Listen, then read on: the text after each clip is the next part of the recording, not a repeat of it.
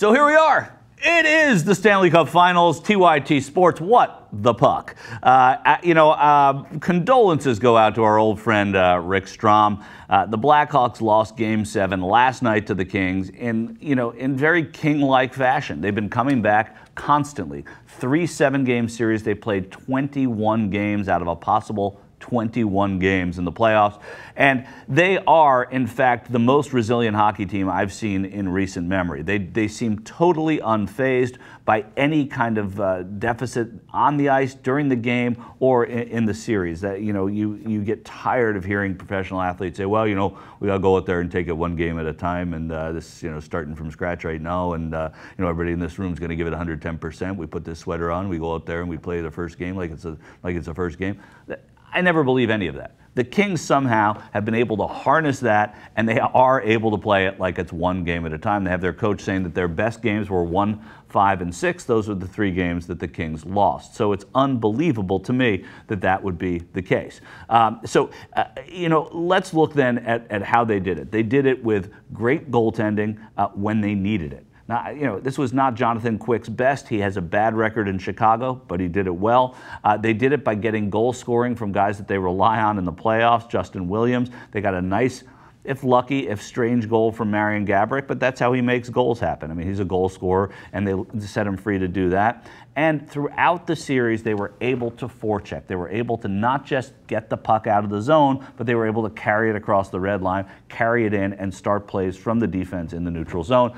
Unlike the Blackhawks, who were able to make unbelievable plays, really great plays, but they weren't manufactured in the neutral zone. They were losing battles in the neutral zone to the Kings. You go to the Rangers, my Rangers, unbelievable. 20 years ago, the Rangers won the Cup. When I was a kid, every time you went to, or the Rangers went to another arena, they would start chanting 1940, 1940, because that was the last time previously to the Rangers. The Rangers had won the Cup. So it was 54 years. They finally won. It was amazing. I was there. I wasn't just there, as this photo shows you. That's Brian Leetch of the New York Rangers. Number 2, the captain, the Conn Smythe winner. And that's a younger, more slender, beardless me getting a champagne bath in the Rangers dressing room that night. It was an unbelievable night. I happen to have been lucky to be in there as kind of a hanger-on that night. I spent the evening like I'd spent no other evening, getting doused in champagne, but also drinking from the cup later, hanging out with the cup, being with the guys. It was an incredible night.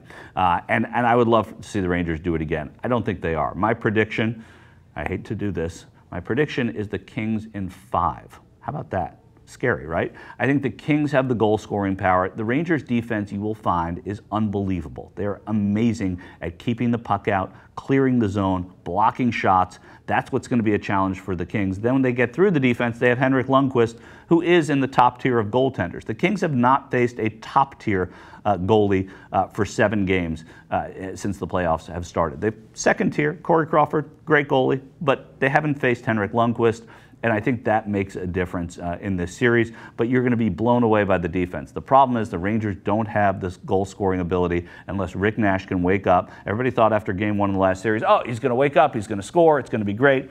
Didn't happen. But here's one thing to look for in the Rangers. They are a deep 4-line team. They got a lot of production, including their game winner in the last game from Dominic Moore. They're going to get that production from all 4 lines. That could tire some of the Kings' forecheckers out, but I don't see how the Rangers are going to stop the Kings' firepower and speed up front, and they have to deal with Doughty. And Drew Doughty is an amazing hockey player, probably the best hockey player in these playoffs. I would say Drew Doughty and PK Subban, both impressive offensive defensemen, are the 2 best players that have played thus far in the playoffs.